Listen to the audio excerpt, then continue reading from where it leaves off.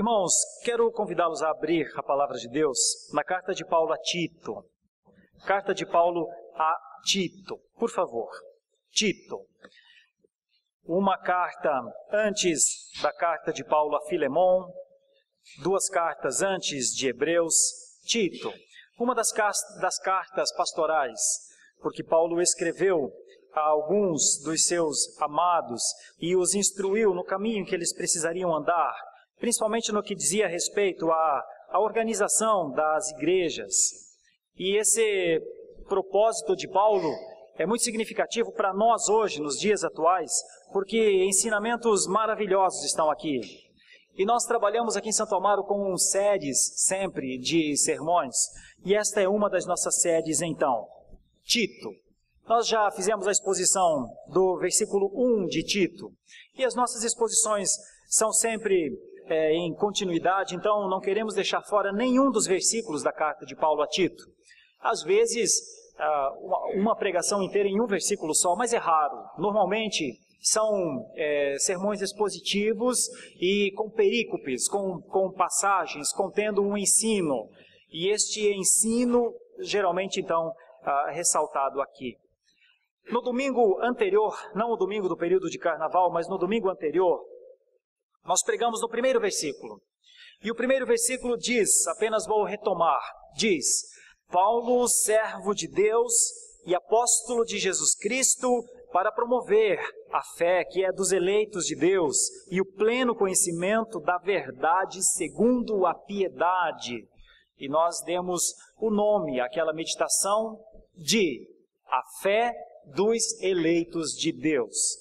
A fé dos eleitos de Deus. Porque Deus tem seus escolhidos, são inúmeros os textos, embora muitas denominações nos dias atuais não consigam trabalhar nessa perspectiva de que Deus de antemão predestinou, como está escrito, que Deus de antemão escolheu, justificou, santificou, regenerou e glorificou, por fim. Ainda assim, nós somos uma instituição reformada que mantém este ensino desde 1500. E nós entendemos que é assim. E entendemos que a fé, ela está nos eleitos de Deus. Ela vem à tona pela pregação do Evangelho. Mas não é que nós produzamos fé e nem mesmo que as pessoas se autoproduzam a fé. A fé é um dom de Deus. Deus dá ou não dá. Simples assim. E Paulo se sentia um pequeno homem. Paulo tem seu nome mudado de Saulo para Paulo. Saulo era uma homenagem ao rei Saul. Paulo quer dizer um quase nada. Um pequeno. A palavra Paulo quer dizer pequeno. E Paulo é um pequeno, então, servo de Deus. E a expressão servo aqui é um serviçal do seu rei. Então, é um pequeno servo de Deus e enviado de Jesus Cristo para a fé que é dos eleitos. O que Paulo tinha de fazer? Falar do Jesus que ele cria. E o que aconteceria? As pessoas se converteriam ou não. Simples assim. Paulo entendeu isso e norteou todo o seu tempo de ministério fazendo isso. Como resultado, Deus deu a ele o privilégio de ver inúmeras igrejas nascendo, porque a fé estava nos eleitos. Ele pregava, seus discípulos pregavam, e não pregavam a si mesmos, não pregavam ideias próprias, pregavam o conjunto de ensinamentos bíblico. E o conjunto de ensinamentos bíblico era a anunciação dos tempos, da plenitude dos tempos, Jesus Cristo Salvador. Então eu retorno a Tito para pensar com vocês que, além disso que Paulo viveu, essa experiência de trabalhar aos eleitos para que a fé fosse produzida, nascesse neles, a fé que já estava neles viesse à tona. Paulo também trabalhou para que estas pessoas desenvolvessem um pleno conhecimento da verdade segundo a piedade. Não pelo conhecimento em si, mas o conhecimento segundo a santidade. Quanto mais se conhece de Deus, mais se sabe o quanto pecador é. Quanto mais se conhece acerca de quem é o Senhor, mais tremor em nós. Quanto mais se sabe a beleza de Deus, mais feios nos sentimos. Quanto mais percebemos o perdão de Deus, mais descobrimos a dureza do nosso coração. Quanto mais conhecemos ao Senhor na sua inteireza, na sua misericórdia, quanto mais conhecemos Deus na sua paciência, mais intolerantes nos conhecemos. Por isso a palavra é tanta luz sobre nós que ela revela as nossas falhas. Pouca palavra sobre nós, pouca luz sobre nós, menos conhecimento de quem nós somos. Mais palavra de Deus, mais conhecimento de Deus, mais luz sobre nós, megatons e megatons de luz sobre nós, e a luz sobre nós revela as fissuras que temos em nós. Essa é a ideia, e Paulo é um destes homens iluminados por Deus, e transmissor do que era Deus, e do que Deus estava fazendo, e o que ele fazia era para que aumentasse o conhecimento segundo a piedade.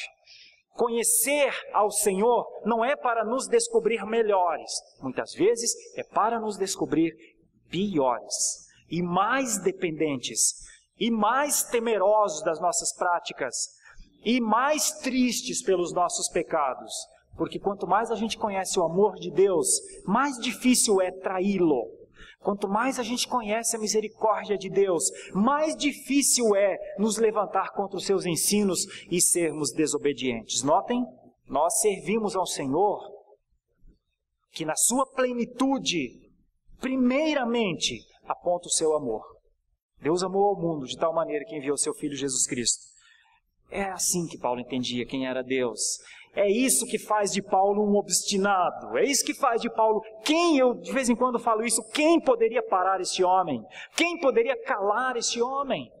Quem poderia impedi-lo de dizer, eu conheço a Deus através de Jesus Cristo? Quem? Quantos incircuncisos ainda se levantariam para impedir essa pregação que impactava os corações daquela época? Quantos se levantaram? Pois se levantaram.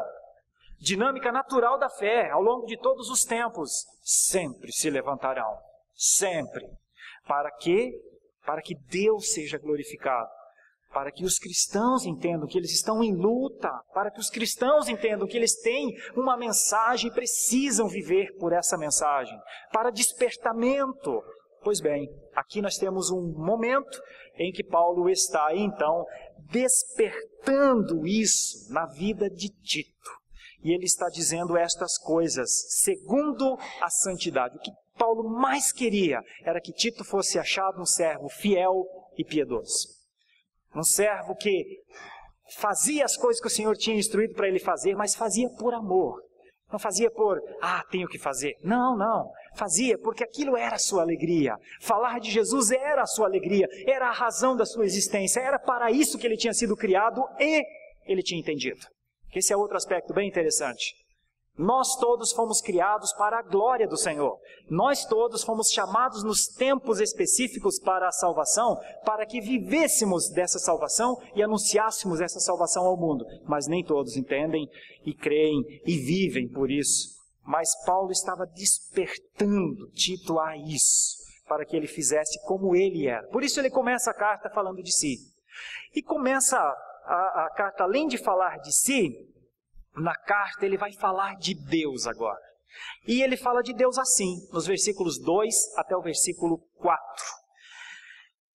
Vou ler do 1 para frente. Paulo, servo de Deus e apóstolo de Jesus Cristo, para promover a fé que é dos eleitos de Deus e o pleno conhecimento da verdade segundo a piedade, na esperança da vida eterna, que o Deus que não pode mentir, prometeu antes dos tempos eternos. Note que ele vai falar de Deus.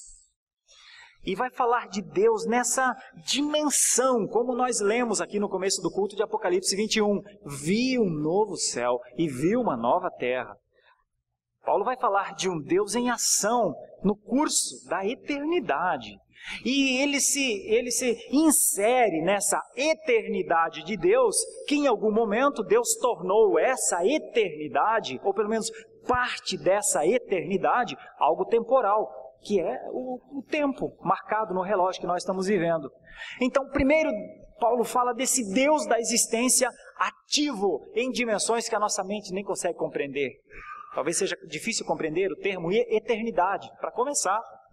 Mas logo Paulo linka essa ideia do poder maravilhoso de Deus ao dia a dia dele. Veja o versículo 3. E em tempos devidos manifestou a sua palavra mediante a pregação que me foi confiada por mandato de Deus, nosso Salvador. É como se Paulo estivesse dizendo, Deus é um Deus de eternidade, fazendo coisas extremamente maravilhosas, só que em um determinado dia eu entendi. E aí se tornou parte da minha vida. E agora eu estou dentro disso. E mais do que isso, me comissionou a viver, a pregar, a testemunhar, a conduzir pessoas pela mão para perto deste Deus. Então ele está falando, primeiro, dele, da sua serviçalidade, logo depois da majestade de Deus, e em seguida do comissionamento que ele recebeu desse Deus majestoso. Ele está dizendo, essas três coisas a você, meu caro Tito. Essas três coisas. Um servo velho já, um Deus majestoso, uma ordem de falar. Junta essas três coisas, Tito. Isso é para você. Aí ele escreve versículo 4. A Tito, verdadeiro filho, segundo a fé comum, quer dizer a fé que Tito tinha e que ele também tinha. Graça e paz, que é uma espécie de bênção que se fazia muito, principalmente no Antigo Testamento, que é caris e erene, da parte de Deus Pai e de Cristo Jesus, nosso Salvador. De novo a expressão nosso Salvador. 4 versículos, 2 expressões nosso Salvador. Primeiro a expressão Deus nosso Salvador e logo depois Jesus Cristo nosso Salvador. Por que isso? Porque isso tem a ver conosco, para o dia a dia em que vivemos. Talvez algumas perguntas eu faria para começar, na esperança de poder responder no final. Algumas perguntas. Primeira pergunta, você já parou para pensar por que a salvação lhe foi concedida? Por que você foi salvo? O que aconteceu? Por que a salvação chegou até você? Uma segunda pergunta. Quais são as bases do nosso relacionamento com o Senhor? No que é pautado o nosso relacionamento com o Senhor? Quais são as regras para a nossa vida com Deus? Por que nos chamamos filhos de Deus? Porque Deus é Pai. Como é a relação filho e pai com Deus? O que nos norteia? Qual é o nosso código de relacionamento? Quais são as leis? Mas ainda temos uma lei? Ainda temos de obedecer? Ainda temos compromissos com Deus? Como é isso? Talvez ainda uma outra pergunta. Conforme o texto, esse texto fala a fé que é dos eleitos. Uma outra pergunta, será que existe mesmo a predestinação? O que são as palavras regeneração, justificação, adoção, santificação e glorificação? Quando é que elas chegam a mim? Quando é que eu passo a ser alguém, então, eleito, regenerado, justificado, adotado, santificado e glorificado? São coisas que talvez nos levariam a pensar na nossa relação com o Senhor. E eu vou dar o tema a essa nossa meditação nessa noite de aliança, o elemento central do nosso relacionamento com Deus. Talvez isso seja até uma novidade para alguns. Talvez alguns pensem, mas não é só Jesus, não basta só acreditar em Jesus e pronto, meu relacionamento está feito. Mas por que Jesus veio? Qual é o sentido de Jesus vir? Para muitos diriam, Jesus até inventado foi. Para outros, Jesus veio porque precisava se falar de o mundo era tão ruim, ele veio trazer algumas mensagens novas, boas, interessantes, por isso ele veio. Será que foi por isso que Jesus veio? Por que Jesus veio e hoje ele é o seu Redentor? O que ele justifica? Por quê? Essas coisas fazem parte das bases da fé. E se nós quisermos viver a nossa experiência com o Senhor, é muito importante pensar quais são as bases do nosso relacionamento. E eu quero trazer essa ideia. A base do nosso relacionamento com Deus chama-se aliança. A aliança é o elemento central do nosso relacionamento com Deus. E quero lhes trazer nesta noite um pouco sobre o que é a aliança das obras, a aliança da graça, o que são, qual a diferença entre as duas.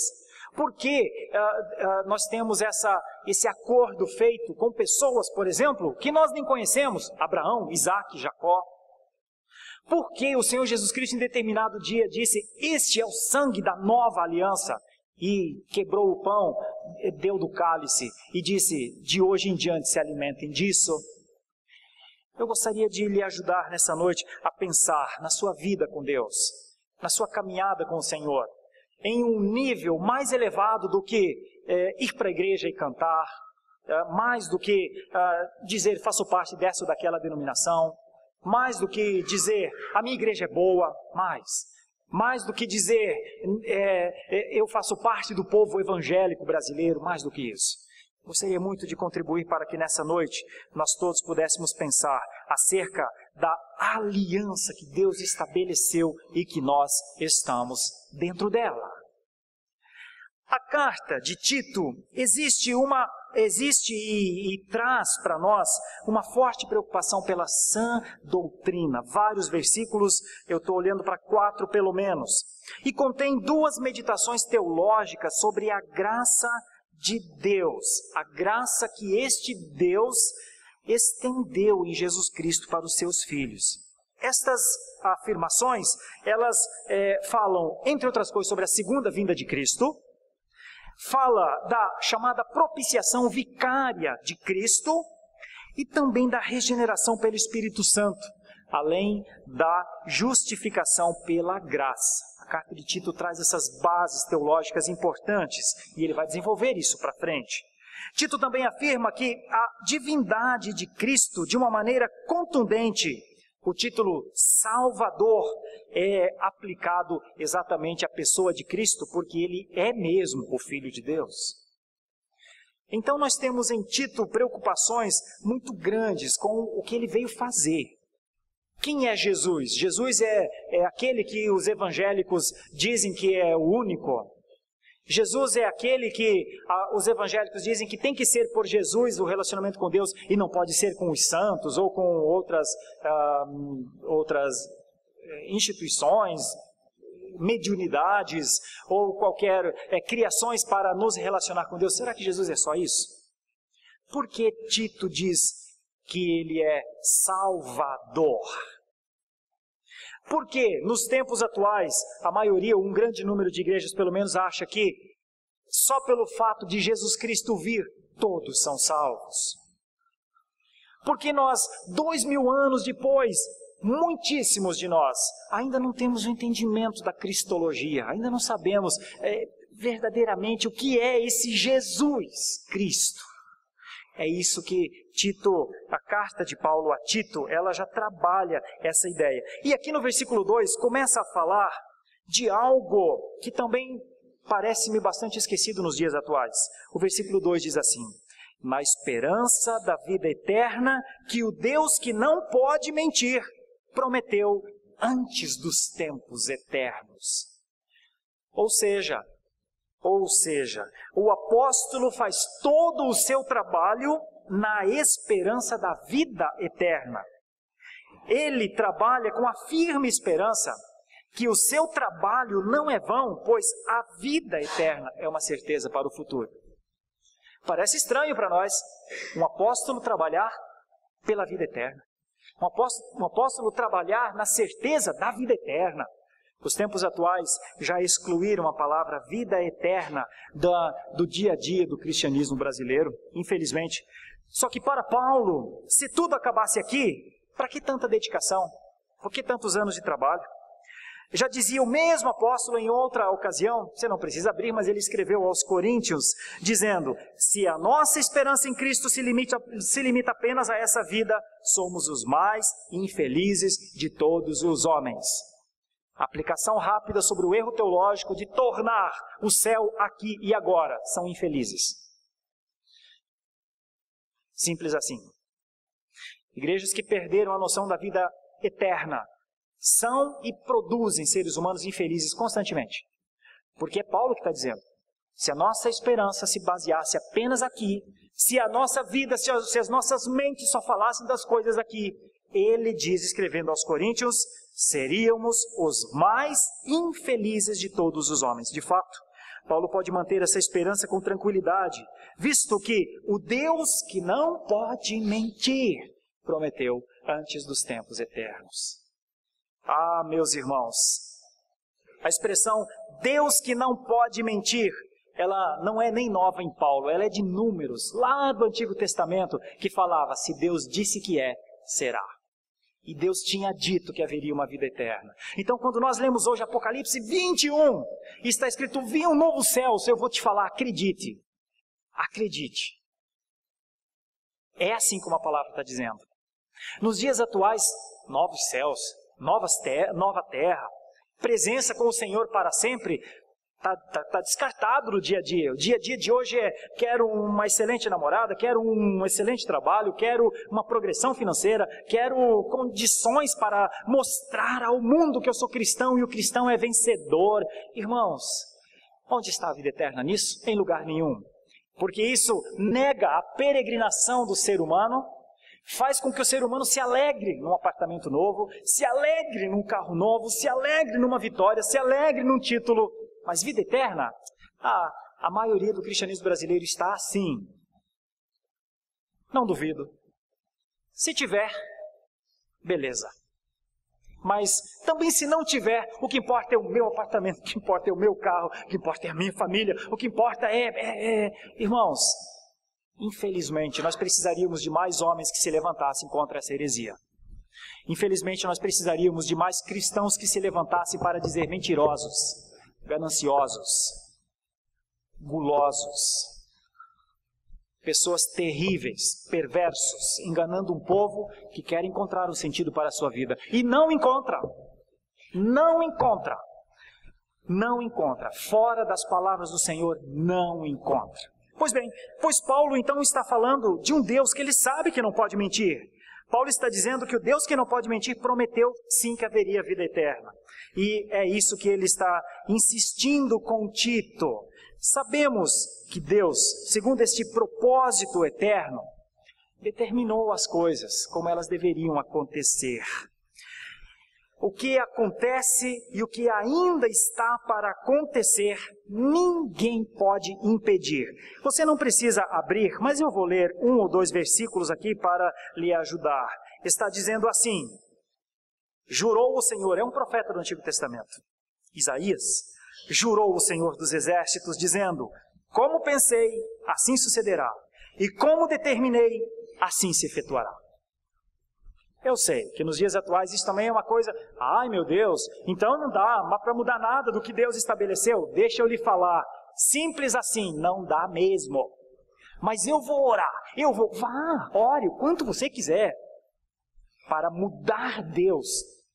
Todo o teu esforço será vão. Ou você rasga Isaías 14, 24. É assim que está escrito.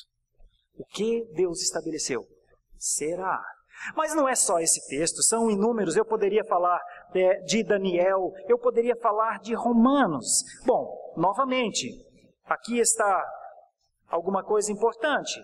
Em determinado momento, Paulo está falando acerca de Deus e das coisas que ele está fazendo. E ele diz assim, tu porém me dirás, de que se queixa ele ainda? Pois quem jamais resistiu à sua vontade? E esse é um dos melhores. Quem és tu, homem, para discutires com Deus? Você sabe o que é essa heresia terrível dos dias atuais, de pessoas achando que podem mudar a vontade de Deus? São homens que, à luz de Romanos 9 e 19, querem discutir com Deus porque não aceitam a vontade de Deus. Tem medo da vontade de Deus, não se conformam com a instrução de Deus, não se conformam com o que Deus quer do homem, não se conformam com a santidade que Deus exige, não se conformam com a responsabilidade que Deus disse que o homem deveria ter, mais ainda o homem. Estou falando homem mesmo, varão. E então, quantos e quantos, distantes do Senhor, distantes de uma vida de obediência ao Senhor, querem discutir com Deus, e às vezes pelo caminho da oração. Luta em glória com o Senhor. Porque assim é o Senhor. Porventura pode o objeto perguntar a quem o fez, por que me fizeste assim?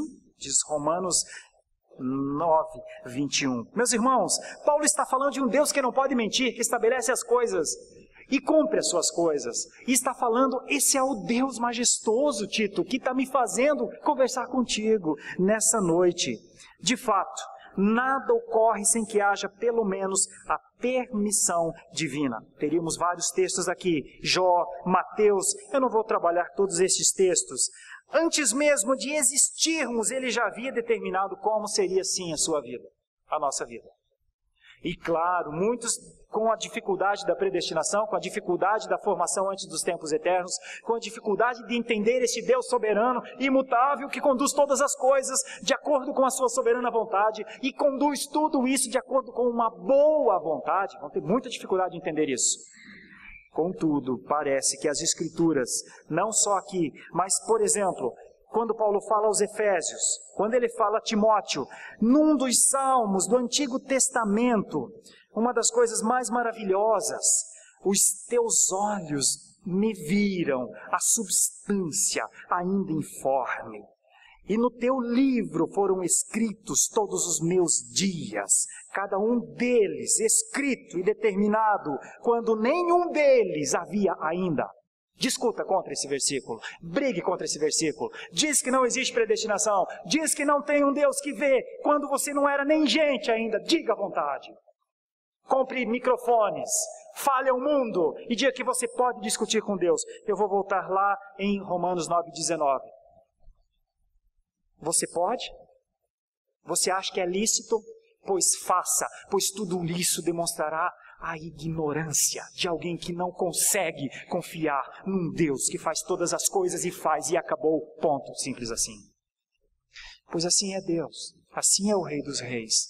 É a Ele que nós nos consagramos quando cantamos ao Rei dos Reis consagro. E não a um Deus que fica à mercê de 3, 4 orações meio fajutas, que muitas vezes nós pedimos uma coisa e dali a um mês não queremos mais aquilo que pedimos. Não.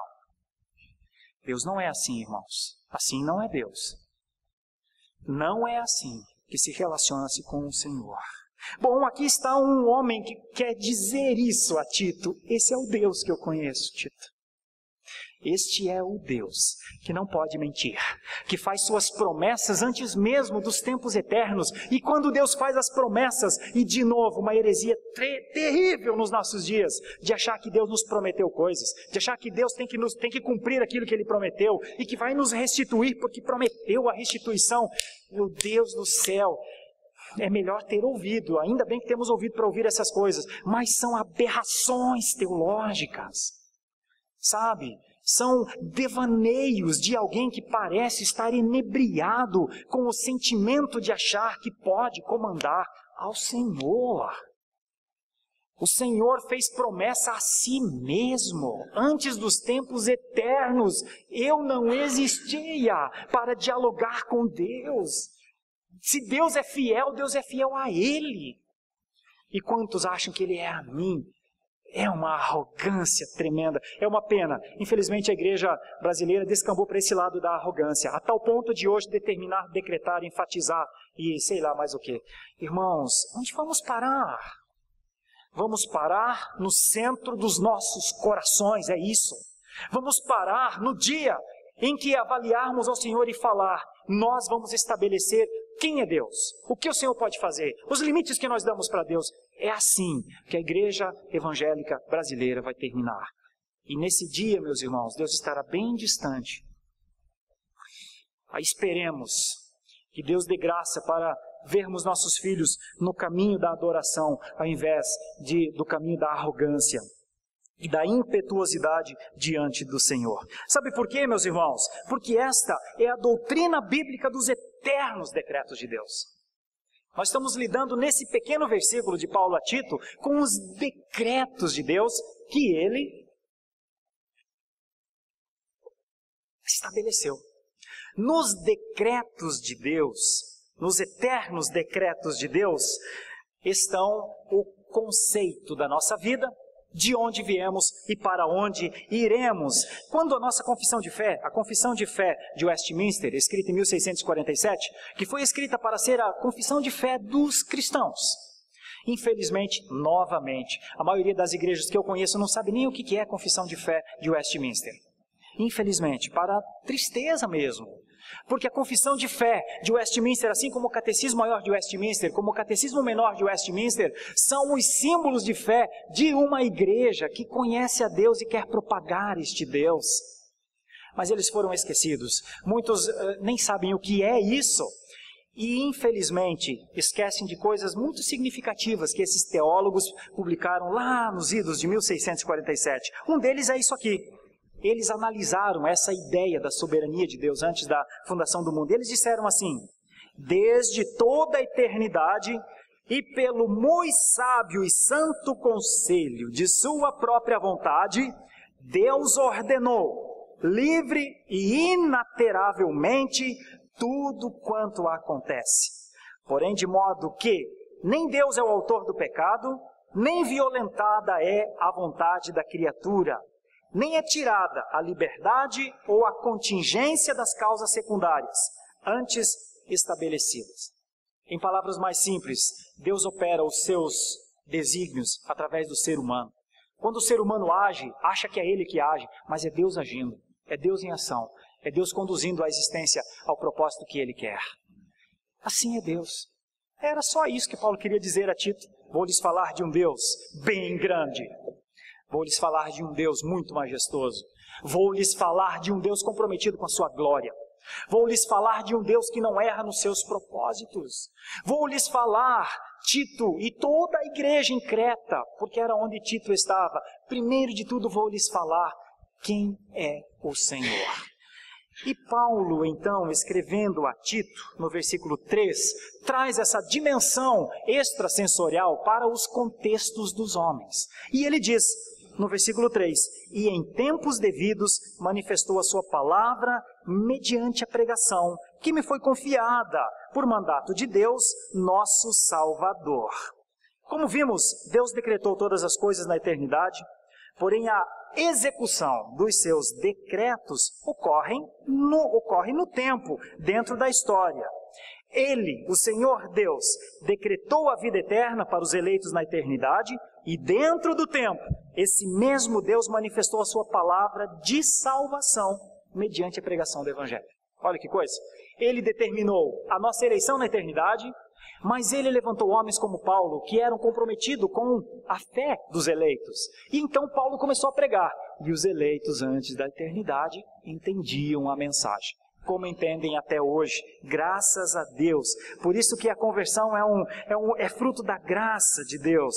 E é dessa maneira que Deus usou pregadores, usou Paulo e usa muitos hoje, até hoje. Graças a Deus por isso. Agora, quando nós olhamos para este texto, e quando nós vimos a profundidade de um texto como esse, e quando Paulo diz que nos tempos certos Deus comunicou, falou a ele e também a muitos outros, isso nos leva à aliança.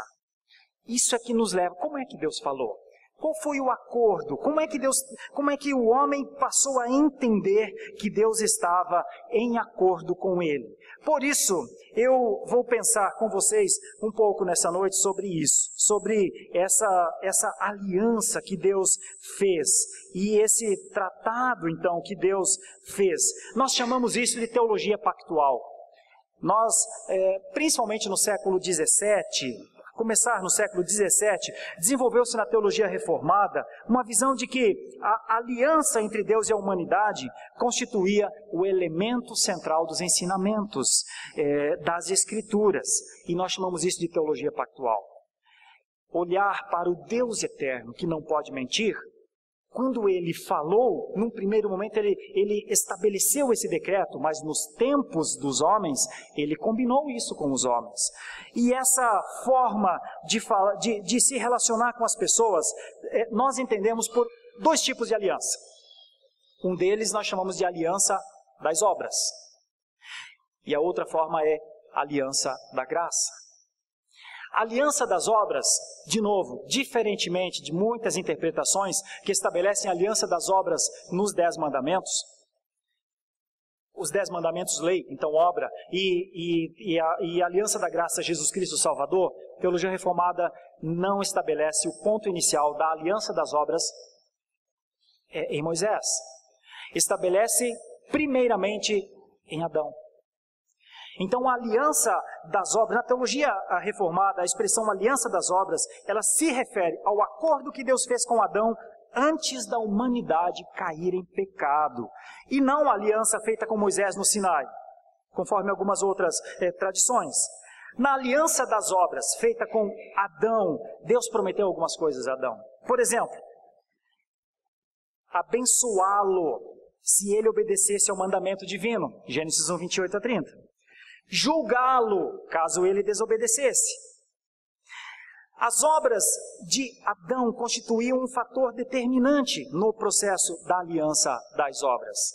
Tanto é que quando Oséias, muito tempo depois, o profeta Oséias escreve em Oséias 6:7, ele diz assim: Deus está dizendo, transgrediram a minha aliança como Adão. Transgrediram a minha aliança como Adão. Então a aliança das obras, ela foi feita com Adão, e a história é muito conhecida para todos nós, que Adão não conseguiu cumprir a sua parte. Adão não conseguiu responder com as obras. A aliança da graça, ela é usada para descrever a relação de Deus com o seu povo ao longo do restante das Escrituras. A aliança das obras não foi possível por conta da desobediência de Adão, do erro da sua liberdade. Então, em Gênesis 3,15, Deus estabelece a aliança da graça. E essa aliança da graça, ela começa com a promessa feita depois da queda, que a descendência da mulher feriria a cabeça da serpente. A partir desse momento, a aliança da graça se desdobrou, veja só, em pelo menos 5 estágios ao longo de toda a Bíblia. Note, a aliança das obras é uma, com Adão. Mas em Gênesis 3,15, Deus estabelece a aliança da graça. E essa aliança da graça, então, ela primeiramente é estabelecida com Noé. E por quê? A aliança da preservação da natureza.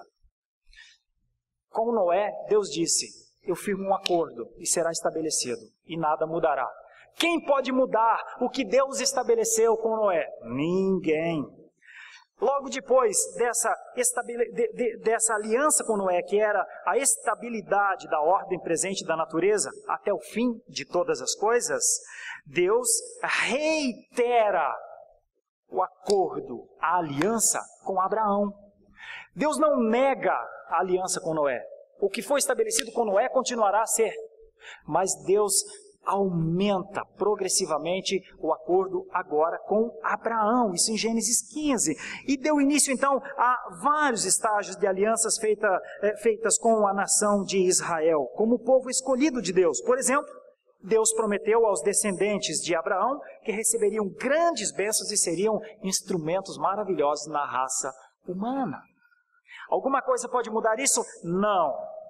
Logo depois do acordo, primeiro com Noé, com Abraão, Deus então faz um novo acordo, agora com Moisés, mas é dentro da aliança da graça. E nesse acordo com Moisés, nós temos o estabelecimento da relação de Deus com o seu povo durante o êxodo da terra do Egito. Essa aliança visava conduzir Israel a bênçãos ainda maiores na terra prometida. Percebam, não são dispensações estanques. Não são coisas que Deus diz, não deu certo o pacto, vou fazer outro. Não. É um pacto só que Deus tem. E os acréscimos. Foi com Noé, foi com Abraão, agora está sendo com Moisés. E o tempo segue e nós temos lá no livro de 2 Samuel, novamente um novo implemento desse pacto agora com o rei Davi.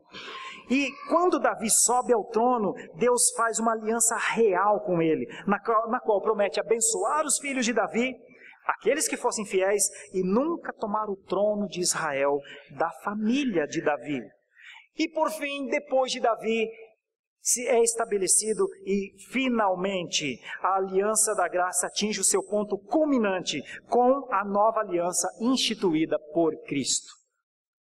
Veja só, é disso que Paulo está falando a Tito. Um Deus que não pode mentir, que nos tempos eternos faz os seus planos e que nos tempos visíveis a nós, nos tempos da nossa limitação, nos garante: eu tenho um acordo com vocês. Eu tenho um acordo primeiro feito com Noé. Eu vou conduzir essa terra não mais a nenhum tipo de dilúvio. Depois um acordo com Abraão: em ti serão abençoadas todas as famílias da terra. E depois de Abraão, um acordo com Moisés: ensina os meus filhos o caminho que eles devem andar. E até quando ficarão velhos, não serão retirados desse caminho. Essa é a lei. E depois vem o rei Davi, e Deus diz: um homem segundo o meu coração, um homem que pode me representar por todos os lugares. Essa é a aliança da graça de Deus. Mas em determinado momento, na chamada plenitude dos tempos, essa aliança é instituída em Cristo. Tinha sido prometida pelo profeta Jeremias. Lucas, Paulo, o autor aos Hebreus, fala de Cristo como a nova aliança. A aliança na pessoa do Senhor Jesus Cristo. E essa aliança em Cristo se dá em 3 estágios. Ela se dá, primeiramente, na sua vinda, que aconteceu há 2000 anos. Depois, na história antes da sua segunda vinda, que é quando ele ainda voltará. E por fim, na consumação do reino, que é Apocalipse 21, que nós lemos no começo do culto. Irmãos, deixa eu lhes falar com alegria. A aliança está se desenrolando porque Deus estabeleceu. E é por isso que eu lhe digo, a aliança é o elemento central da sua vida com o Senhor. A aliança que Ele estabeleceu nos tempos eternos, no tempo compreensível Ele colocou as bases dessa aliança e na plenitude dos tempos Cristo veio. No estágio 5º das alianças, e estabeleceu-se como aquele que cumpriria o que todos os outros prefiguravam. Todos os outros foram tipificações de um relacionamento de Deus com o homem. E esse relacionamento encontrou na pessoa de Jesus Cristo a sua plenitude. Por isso, os estágios da aliança da graça manifestados nas alianças lá do Antigo Testamento, todas tinham como propósito preparar o povo de Deus para a vinda do seu Filho, que cumpriria todas as promessas de Deus, daria forma às sombras do Antigo Testamento, prometidas por Malaquias, Isaías e tantos outros. Irmãos, nessa nova aliança, as disposições temporárias para a concessão dessas bênçãos foram substituídas pelo cumprimento do que elas prefiguravam, ou seja, Cristo, Jesus, é o mediador da nova aliança, o descendente de Abraão e herdeiro de todas as promessas. É isso que Paulo escreve aos Gálatas. Cristo obedeceu à lei perfeitamente e se ofereceu como sacrifício legítimo e definitivo pelo nosso pecado. Sabe por que é que nós somos salvos? Nós somos salvos porque um Cristo cumpriu uma parte num acordo. Nós somos salvos porque a nova aliança é a suprema expressão da aliança única e eterna da graça de Deus com pecadores como nós. O autor aos Hebreus escreve em Hebreus 13:20, um estágio superior àqueles do Antigo Testamento, com promessas superiores, baseadas num sacrifício superior, oferecido por um sumo sacerdote superior, num santuário superior, garantido por uma esperança superior. Hebreus é maravilhoso para nos falar do que foi o cumprimento de Cristo em nosso favor. Queridos irmãos, quero caminhar para o fim, dizendo que se nós temos um relacionamento com o Senhor, ele se deu primeiramente porque Deus estabeleceu uma aliança com o homem. E esta aliança, ela continua de maneira dinâmica, para que nós possamos diariamente observar, de maneira explícita, Deus está em ação e em relacionamento. Pelo menos 4 dinâmicas podem ser observadas nesses estágios da aliança bíblica que Deus tem com o homem. Primeiro, Deus se revela como um rei benevolente que inicia um povo e sustenta esse povo escolhido porque ele está em relação com ele. Em segundo lugar, Deus exige fidelidade deste povo. Em terceiro lugar, aqueles que violarem as alianças divinas passarão, sim, pela análise de Deus. E em terceiro lugar, aqueles que forem fiéis às alianças de Deus serão, sim, abençoados por Deus. Essa é a dinâmica. Como é o nosso relacionamento com Deus? Assim como esse texto está nos ensinando.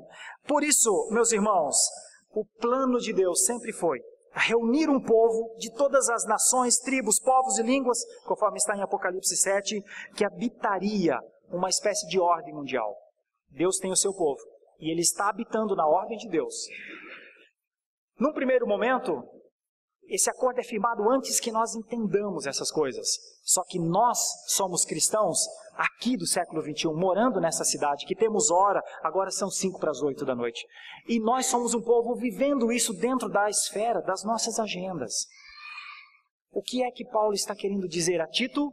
Um Deus excelso e maravilhoso comanda tudo perfeitamente. Tito, te alegre nisso. Te alegre nisso. Porque um Deus que não pode mentir está em ação. E manifestou isso para nós. E se hoje eu sou Paulo, o servo pequeno, servo de Deus, enviado de Jesus Cristo, para promover a fé dos eleitos segundo a piedade, é por conta dele, eu faço isso para ele. Porque o Deus que não pode mentir está em ação. Ah, meus queridos irmãos, eu poderia voltar às perguntas que eu fiz lá no início da nossa meditação. Por que a salvação nos foi concedida? Por que somos salvos nesse dia? E eu responderia, porque Cristo cumpriu os requisitos da aliança, das obras, por meio de sua perfeita obediência. É por isso que eu e você somos salvos, sabe? Por que somos salvos? Porque Ele cumpriu por mim e por você. Eu também fiz a pergunta, quais são as bases do nosso relacionamento com Deus? As bases do nosso relacionamento com Deus são a sua aliança. A sua aliança. A estrutura dupla de uma aliança das obras e outra da graça descreve todo o relacionamento de Deus com a humanidade. Alguns acham que basta acreditar em Jesus, sem perceber que nós estamos num acordo com Deus, firmado desde antes da fundação do mundo, mas estabelecido quando da fundação do mundo e vivido pelos cristãos durante a existência do mundo, para que depois exista lá na frente um novo céu e uma nova terra, e então possa se desfrutar. Se percebe a grandiosidade da salvação, da redenção? Ela está muito além de eu creio em Jesus. Eu sou cristão, eu não sigo os ídolos, eu só creio em Jesus. Está muito além. E é isso que Paulo está falando a Tito. Eu fiz uma outra pergunta no início da meditação. Existe predestinação? O que são regeneração, justificação, adoção, santificação e glorificação? E eu respondo, existe predestinação. E mais, a regeneração, justificação, adoção, santificação e glorificação são misericórdias da aliança. Porque a nossa salvação é uma salvação da aliança. E os escolhidos formam a chamada igreja invisível e vivem sobre os sacramentos do batismo e da ceia do Senhor. Ontem, hoje e até o dia da volta do Senhor Jesus Cristo. Eu ainda fiz uma outra pergunta antes. Ainda temos uma lei? Ainda temos compromissos com Deus? E eu respondo, a lei de Deus é a lei da aliança. E guardar a sua lei é a verdadeira expressão de gratidão e lealdade como resposta à graça de Deus. A renovar os nossos compromissos dentro da aliança em resposta à sua fidelidade deveria ser um exercício devocional presente nos nossos dias.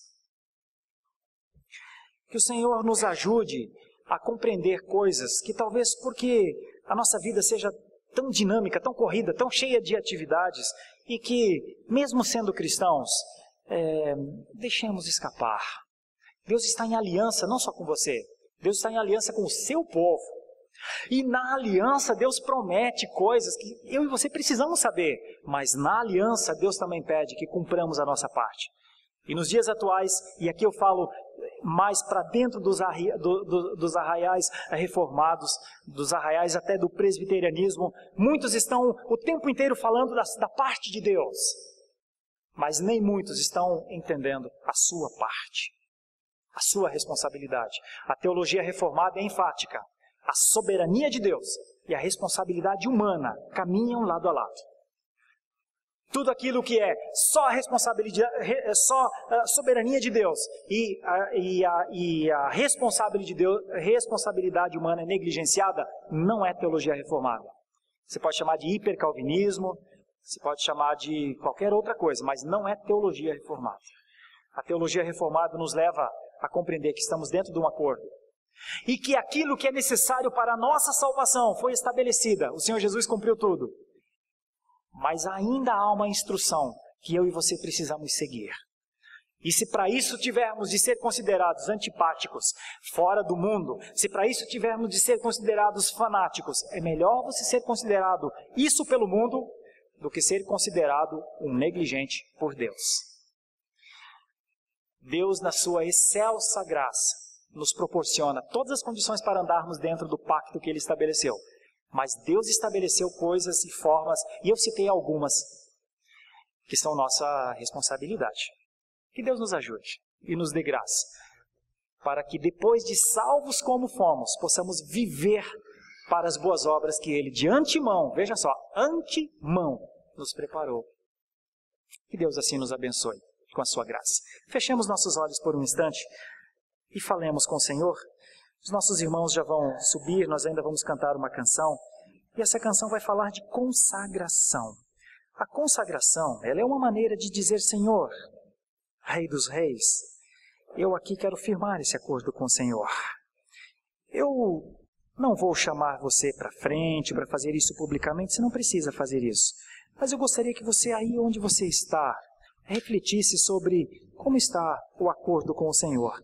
E pudesse, no seu coração, através dessa canção, talvez refazer, renovar esse compromisso com o Senhor, dentro da aliança de Deus. Porque Deus continua fiel, Deus continua gracioso, e espera que nós vivamos e conheçamos mais e mais da sua fidelidade e da sua graça. Meu Deus, nosso Deus, quando lemos Paulo, quando percebemos o compromisso dele contigo, a gente fica pensando: Senhor, por que isso não acontece tanto comigo? Quando nós vemos que ele era o enviado de Jesus Cristo, quando somos bem honestos, nós dizemos: Senhor, parece que eu não estou sendo enviado a alguém, a alguma pessoa, alguma coisa assim. Quando nós vemos que Paulo estava comprometido com a promoção da fé que era dos eleitos, às vezes até temos dúvidas sobre eleição até. Quando vemos um Paulo comprometido com o conhecimento da verdade, segundo a piedade, a santidade, a primeira coisa que talvez venha à nossa cabeça são os nossos pecados, que nos afastam da santidade. Senhor, talvez seja por isso que o povo evangélico brasileiro parece não expressar esperança na vida eterna, que o Deus que não pode mentir prometeu antes dos tempos eternos. Mas eu quero orar para que pelo menos o povo reformado compreenda isso, viva isso e expresse isso, porque a esperança da vida eterna foi prometida antes dos tempos eternos, por um Deus que não pode mentir. Ah, Deus, é bom viver nesses tempos, mas melhor é estar contigo eternamente. Ah, meus dias estão passando aqui. No meu caso, já 44 anos. Mas está tudo certo. Estou esperançoso de ter 60, de ter 70. Mas mais do que a esperança de envelhecer com o Senhor, é viver contigo para todo sempre. Meu Deus, quantos de nós estão aqui talvez em dúvida acerca da eternidade? Tua palavra diz que a eternidade foi colocada nos nossos corações, pois coloca isso de maneira vívida em nós, para que possamos também dizer: eu tenho sim em Jesus Cristo um Salvador. Senhor, eu te louvo por isso, pelo tempo e pelo acréscimo que o Senhor tem dado às nossas vidas, para que possamos compreender o Senhor mais. Nós queremos e precisamos mais do Senhor. Oramos assim, em esperança, em nome de Jesus, para num momento como esse, talvez novamente nos consagrarmos ao Senhor. Assim oramos, porque temos um Redentor, o Senhor Jesus. Nele oramos. Amém.